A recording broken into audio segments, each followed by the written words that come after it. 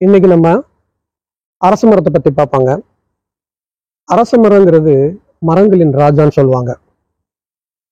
இந்த அரச மரமும் ஆலமரமும் ஒரே குடும்பத்தை சேர்ந்த வெவ்வேறு இனத்தை சேர்ந்தது. அதாவது சேம் ஃபேமிலி டிஃப்ரெண்ட் ஸ்பீசிஸ். இந்த ஆலமரத்தினுடைய இலைகள் ஓவல் ஷேப்ல இருக்கும். ஆனா அரச மரத்தினுடைய இலைகள் ஹார்ட் ஷேப்ல இருக்கும். ஆலமரத்துல விழுதுகள் இருக்கும். அதாவது ஏரியல் ப்ராப்பர் ரூட்னு சொல்லுவாங்க ஆங்கிலத்துல. ஆனா அரச மரத்துல இந்த ஏரியல் ப்ராப்பர் ரூட், அதாவது விழுதுகள் அந்த மாதிரி இருக்காது. இந்த அரச மரம் 24 மணி நேரமும் நமக்கு ஆக்சிஜனை கொடுக்கும். அதாவது இரவில் கூட போட்டோசிந்தசிஸ் பண்ணக்கூடிய கெப்பாசிட்டி உள்ளதுதான் இந்த அரச மரம்.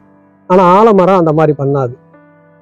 இந்த அரச மரத்தில் இருக்கக்கூடிய கனிகள், அதாவது இந்த பழம்னு சொல்லுவாங்களே, ஃப்ரூட்னு சொல்றாங்களே, அது செஞ்சுகப்பு கலர்ல இருக்கும். ஆனா அந்த ஆலமரத்துல இருக்கக்கூடிய பழம் இருக்கு பாத்தீங்களா, ஃப்ரூட், அது பர்பிள் கலர்ல இருக்கும். அதாவது பழம் ஆகுறதுக்கு முன்னாடி கிரீனா இருக்கும். அப்ப கொஞ்சம் கொஞ்சமா இந்த கிரீன் கலர் மாறி பர்பிள் கலர்ல மாறிடும். இந்த ஆலமரத்துல உருவத்துல பாத்தீங்கன்னா ஆலமரம் கொஞ்சம் பெருசாவே இருக்கும். ஏன்னா அதுல இந்த ஏரியல் ப்ராப்பர்னு சொல்லக்கூடிய விழுதுகள் இருக்கிறனால அது கொஞ்சம் உருவத்தை பெருசா இருக்கும். இந்த அரச மரம் அந்த மாதிரி உருவத்துல ஆலமரத்தை கம்பேர் பண்ணும்போது அந்த மாதிரி பெருசாவும் இருக்காது. நம்ம சென்னை ஆவடியில, தமிழ்நாட்டுல சென்னை ஆவடியில நீங்க பாக்குறது ஆலமரம். புத்தகயா பீகார்ல இருக்கிறது அரச மரம். இந்த ஆலமரத்தை சமுதாய மரம்னு சொல்லுவாங்க. ஏன் சமுதாய மரம்னு சொல்றாங்கன்னா, பலவிதமான பறவைகள், 1 2 இல்லைங்க, பல வெரைட்டிஸ் ஆஃப் பேர்ட்ஸ் அந்த ஆலமரத்துல ரெஸ்ட் எடுக்க வருமா. ஏன் அந்த மாதிரி வருதுன்னா, இந்த ஆலமரத்துல இருக்கக்கூடிய அந்த கனி பழம் இருக்கு பாத்தீங்களா, அந்த பழம் எல்லா பறவைகளுக்கும் ரொம்ப விரும்பி பிடிக்குமா, விரும்பி சாப்பிடுமா. ஆலமரத்தை நம்ம தனியா பிளான்ட் பண்ண அவசியம் இல்லைங்க. இந்த பறவைகள் சாப்பிட்டு எச்சம் இருக்கு பாத்தீங்களா, இந்த நம்ம ஆலமரத்துடைய கனிகளை சாப்பிட்டுட்டு எச்சம் இருக்கு பாத்தீங்களா, அந்த எச்சத்திலிருந்து வரக்கூடிய அந்த சீட்ஸ் மூலியமா கூட இந்த ஆலமரம் வளரக்கூடிய கெப்பாசிட்டி உள்ளதுதாங்க. வாங்க இப்ப நம்ம அரச மரத்தை பத்தி பார்ப்போம். அரச மரம் ஏறத்தாழ 30 அடி உயரம் வரைக்கும் வளரக்கூடிய ஒரு கெப்பாசிட்டி உள்ளதுங்க. இந்த அடிமட்டம் வித்துன்னு சொல்லுவாங்களே, பேஸ்மெண்ட், அது 3 அடி வரைக்கும் இருக்கும். இதோட லைஃப் ஸ்பேன், அதாவது வாழ்க்கை எவ்வளவு நாள் வரைக்கும் இது உசுரோட இருக்கும்னா, சுமார் 450 இருந்து 1500 இல்ல 1450 வருஷம் வரைக்கும் வாழக்கூடிய கெப்பாசிட்டி உள்ளதுதாங்க. எக்ஸ்ட்ரீம் எண்ட்ல போச்சுன்னா 3000 வருஷங்கள் கூட வாழக்கூடிய கெப்பாசிட்டி உள்ளது. நம்ம ஸ்ரீலங்கால பாத்தீங்கன்னா 2250 வருஷத்துக்கு முற்பட்ட அரச மரம் இன்னைக்கும் உயிரோடு இருக்குன்னு சொல்றாங்க. இந்த அரச மரம் இரவிலும் போட்டோசிந்தசிஸ் பண்ணக்கூடிய ஒரு கெப்பாசிட்டி, அதுக்கு பேரு CAM போட்டோசிந்தசிஸ் சொல்லுவாங்க. ஒரு நாளைக்கு குறைஞ்சபட்சம் 1800 கிலோ ஆக்சிஜனை, அதாவது கார்பன் டை ஆக்சைடை உள்வாங்கிக்கிட்டு 2400 கிலோ ஆக்சிஜனை மனித இனத்துக்கு கொடுக்கக்கூடிய ஒரு அபூர்வமான மரம் தாங்க இந்த அரச மரம். இந்த அரச மரத்துல இருக்கக்கூடிய அந்த பட்டைகள் இருக்கு பாத்தீங்களா, இந்த பட்டையை தானே நம்ம கணபதி ஹோமம், சுதர்சன ஹோமம் அப்படிங்கிற சில ஹோமங்களுக்கு ஹோமம் வளர்க்குறப்ப போட்டு இது பண்ணுவாங்க. அந்த வீர சுத்தம், purification of house to remove the negative எனர்ஜின்னு சொல்லுவாங்க. அது யூஸ் பண்ணுவாங்க. அதோட சேர்ந்து சில ஹோம ஜாமானங்களும் போடுவாங்க, வெண்கடுகு இந்த மாதிரிலாம் போட்டு இது பண்ணுவாங்க. இப்ப இந்த அரச மரத்துக்கு பலவிதமான பயன்கள் மனித குலத்துக்கு இருக்குங்க.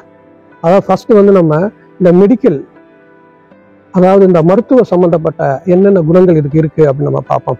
இது பெண்களுக்கு மிகவும் உதவியாக இருக்கிற ஒரு மரங்க. அதாவது பெண்களுடைய யூட்டிரஸ் இருக்கு பாத்தீங்களா, யூட்டிரஸில் உருவாகக்கூடிய எல்லா விதமான பிரச்சனைகளுக்கு ஒரு தீர்வு கொடுக்கக்கூடியது அந்த அரச மரங்க. அதாவது யூட்டிரஸ்ல உருவாகக்கூடிய இந்த பிளட் கிளாட்டிங், சின்ன சின்ன பிளட் கிளாட்டிங் இருக்கும், இல்ல யூட்டிரஸ்ல உருவாகக்கூடிய சின்ன சின்ன கட்டிகளை எல்லாம் தீர்க்கக்கூடிய ஒரு மருந்தா இருக்குன்னா மிகையாகாதுங்க. அது இல்லாம நம்ம ஹியூமன் பீயிங் உடல்ல இந்த ஹீட் ரெகுலேஷன் சொல்லுவாங்க, ஒழுங்கா அந்த உடம்பை டெம்பரேச்சரை ஒழுங்கா வைக்கக்கூடிய ஒரு இது. அதே மாதிரி ஆள் மன சிந்தனைகளுக்கு மிகப்பெரிய ஒரு உந்து சக்தியா இருக்குன்னா மிகையாகாதுங்க. அது இல்லாம தாது சித்தின்னு சொல்லுவாங்க. இந்த தாது சித்திக்கு ஒரு உன்னதமான இது இந்த அரச மரத்துடைய மருத்துவ பயன்க. இது மட்டும் இல்லைங்க, இதோட சேர்ந்து இன்னும் பலவிதமான மருத்துவ பலன்களும் இதோட சேர்ந்து இருக்கு. இதுக்கப்புறம் ஆன்மீக சம்பந்தமா நம்ம பார்க்க வந்தோம்னா, இது புத்தர்களுக்கும் பௌத்தர்களுக்கும் ஒரு புனித மரமா கருதுறாங்க.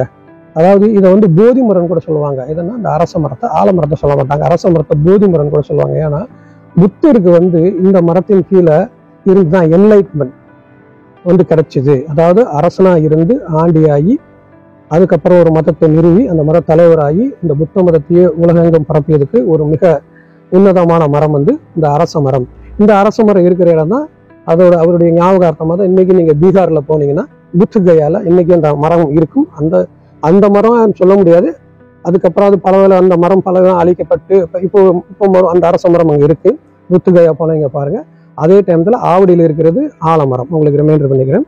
அதே மாதிரி இந்துக்களுக்கு வந்து என்ன ஒரு நம்பிக்கை இருக்குன்னு அந்த மரத்தை மேல இலையில் வந்து சிவன் இருக்கிறதாகவும், அந்த பார்க் சொல்றாங்களா middle part of the tree, மத்திய பகுதியில் அந்த மரத்தினுடைய பகுதியில் வந்து நம்ம கிருஷ்ணர் இருக்கிறதாகவும், வேர்ல வந்து பிரம்மா இருக்கிறதாகவும் நம்ம இந்து மத கோட்பாளர்கள் வந்து கருதுறாங்க. அதனால இந்த புத்தர்களும் பௌத்தர்களும் நம்ம ஹிந்துக்களும் இந்த மரத்தை ஒரு புனிதமாக நினைச்சு வணங்கி வர்றாங்கன்னா மிகையாகாது. இது மட்டும் இல்லைங்க, இன்னைக்கு நீங்க ஏகப்பட்ட கிராமங்கள்ல பாத்தீங்கன்னா இன்னைக்கு இந்த அரச மரத்தை வந்து பூஜிக்கிறது இருக்கு. இது பெரும்பாலும் நம்ம அதாவது என்னன்னா நீர்நிலைகள் உள்ள இடங்களுக்கு பக்கத்துல இதை வந்து பிளான் பண்ணியிருப்பாங்க. பல கோயில்களை வந்து இது ஸ்தல விருட்சமா வச்சு இன்னைக்கும் பிரார்த்தனை பண்ணிட்டு தான் இருக்காங்க.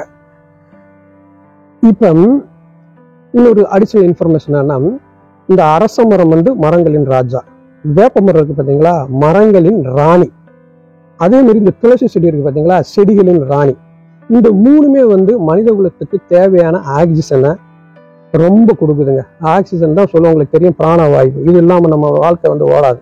அந்த மாதிரி இந்த மூணு வந்து மனித இனத்துக்கு அவ்வளோ ஆக்சிஜனை வந்து சப்ளை பண்ணுது. அதாவது நம்ம வந்து ஆக்சிஜனை எடுத்துக்கிட்டு கார்பன் டை ஆக்சைடை வெளியிடுறோம்.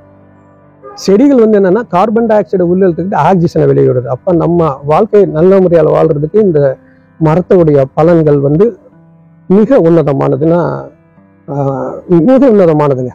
அதாவது இந்த வேப்ப மரம் சொல்றாங்களா மரங்களின் ராணி, இந்த மரங்களின் ராணி இந்த அரச மர விழுதுகள்ல மட்டும்தான் வளரும், வேற எந்த இடங்களையும் இது வளரவே வளராது. அதே மாதிரி இந்த அரச மரத்துக்கு கீழே வந்து வேற எந்த செடிகளையும் இந்த மரம் வளர விடாது. காரணம் என்னன்னா பெரிய மரம், சன்ரைஸ் வந்து கரெக்டா அவளுக்கு, அதனால பிற மரங்கள் அங்கே வளராது. ஆனா இந்த அந்த வேப்ப மரம் இருக்கு பாத்தீங்களா, இந்த வேப்ப மரம் நீங்க எங்கேயும் அப்சர்வ் பண்ணி பாருங்க, எந்த மரத்தோடையும் சேர்ந்து வந்து இருக்காது, அரச மரத்தோட மட்டும்தான் இருக்கும். இதை அப்சர்வ் பண்ணி தான் நம்ம பண்டைய கால மக்கள்கள் என்ன பண்ணிருக்காங்கன்னா அரச மரத்துக்கு ஆலமரத்துக்கு இன்னைக்கும் அதை கல்யாணம் பண்ணி வைக்கிற தொட்டு ஒரு பழக்கங்கள் வந்து நம்ம சவுத் இந்தியாவில் இருக்குன்னா இன்னைக்கு இருக்கு. பரவாயில்ல, திராவிட கலாச்சாரத்துல இது ஒரு மிகப்பெரிய பங்கு வகிச்சுன்னா பங்கு வகிக்குது. அதே மாதிரி தொல்காப்பியரால் இந்த மரத்தை வந்து இறை மரம்னு சொல்லப்பட்டிருக்காங்க. இறைனா சவுண்டு மரம்னு சொல்லியிருக்காங்க. அதே மாதிரி சிந்து சமவெளி நாகரிக மக்கள் இருக்காங்க பார்த்தீங்களா, இவங்க வந்து இந்த மரத்தோடைய இந்த மரத்துடன் அவங்களுடைய கலாச்சாரம் ஒன்றி இருக்கிறது அப்படின்னு சொல்லி பல ஆராய்ச்சியாளர்கள் சொல்றாங்க. அதாவது ஏன் தொல்காப்பியத்துல இந்த மரத்தை வந்து இறை மரம் சொல்றாங்கன்னா, காத்து அடிக்கும் போது இந்த மரத்தினுடைய இலைகள் வந்து சல சவுண்டு வரும். அந்த சவுண்டு வர்றதுனால இதை இறை மரம், அதை சவுண்டு மரம் அப்படின்னு சொல்லியிருக்காங்க. நீங்க இன்னைக்கும் பல தச்சாசாரிகள் தச்சு வேலை செய்யக்கூடிய இருக்காங்க பார்த்தீங்களா, அவங்க வீட்டில் நீங்க போய் அப்சர்வ் பண்ணி பார்த்தீங்கன்னா இந்த மரத்தினால் ஆன வெசல்ஸ் அதாவது பாத்திரங்கள் எதுவுமே உபயோகப்படுத்த மாட்டாங்க. ஏன்னா அவங்களுக்கு தெரியும் இந்த மரத்தில் இருக்க அவ்வளோ ஒரு நல்ல உன்னதமான மரம்னு சொல்லுவோம். நம்ம இந்திய கவர்மெண்ட் கொடுக்குற பாரத ரத்னா விருது இருக்கு பார்த்தீங்களா, அது எந்த ஷேப்ல இருக்குன்னா இந்த அரச மரத்தின் இலையுடைய வடிவம் இருக்குங்க, ஹார்ட் ஷேப்டு, அதுல மாதிரி தான் இருக்கும்.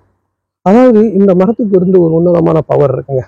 நீங்க இந்த மரத்துடைய பேசலாம்னா கண்டிப்பா பேசலாங்க. நீங்க ஒரு 6 மாசம் இந்த மரத்துக்கு கீழே போய் உட்காந்து நீங்க கவலையா இருந்தாலும் சரி, சந்தோஷமா இருந்தாலும் 6 மாசம் இல்லை 3 மாசம் நீங்க தொடர்ச்சியா ஒரு ப்ராப்பர் டைம்ல, ஒரு ஈவினிங்கோ மார்னிங்கோ ஒரு ப்ராப்பர் டைம்ல போய் அங்க உட்காந்து இலைப்பாரி உங்க என்ன இலைகள் அங்க நீங்க கொட்டினீங்கன்னா அந்த மரம் உங்களுடைய கண்டிப்பா பேசக்கூடிய தன்மை உள்ளது. உங்களுடைய கஷ்டங்களுக்கும் நஷ்டங்களுக்கும் தீர்வுகள் கொடுக்கும். அது எந்த ரூபத்திலையும் வரும், அனுபவத்தில் உணர்ந்து பாருங்க. அந்த மாதிரி ஒரு அருமையான மரம் தான்.